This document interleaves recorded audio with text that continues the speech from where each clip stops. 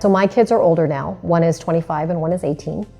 So I don't have some of the pressures that young mothers do, right? Where you are rushing home to try and pick them up for daycare, or your child gets the cold and you have to stay home from work. And those things cause a lot of stress on women, and they cause a lot of stress on families.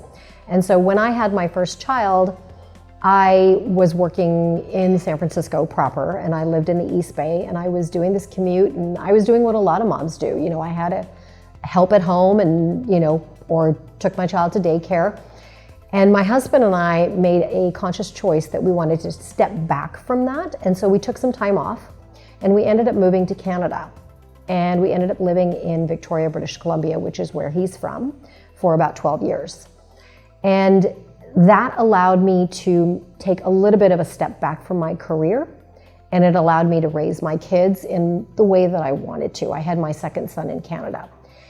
And so when I came back to the United States, my kids were a little bit older, and I noted that things were a lot more, not easier, but it was a little more acceptable for a mom to leave work at 3 o'clock and go pick up her child, or to say, I need to be home because my child's sick, or he's got a doctor's appointment, or whatever it is.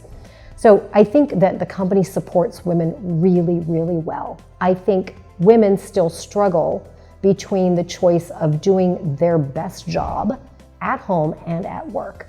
I think it's always been a struggle, and I think it's a constant struggle. And I think the biggest thing I would say to women within the organization is to give themselves a break. Give yourself some grace. Can't do everything perfectly 100% of the time, because it's just not possible. You have competing priorities, and most of us have very supportive families and husbands and partners. But when kids are little, the majority of the responsibility does fall on women.